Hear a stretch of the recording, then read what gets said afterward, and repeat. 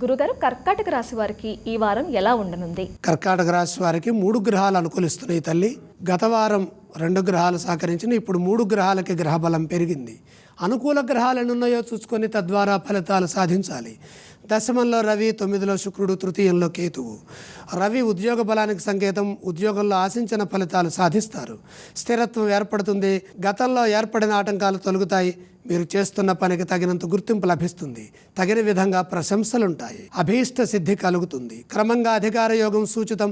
పై అధికారులు మిమ్మల్ని ప్రశంసిస్తారు. పనుల్లో ఒత్తిడి తగ్గుతుంది. సంతృప్తికరమైనటువంటి ఫలితాలను సాధిస్తారు. ఆర్థిక స్థితిగతులు వృద్ధి చెందుతాయి. పెట్టుబడులు లాభాన్నిస్తాయి. స్థిర చరాస్తులు సానుకూల ఫలితాలను ఇస్తాయి.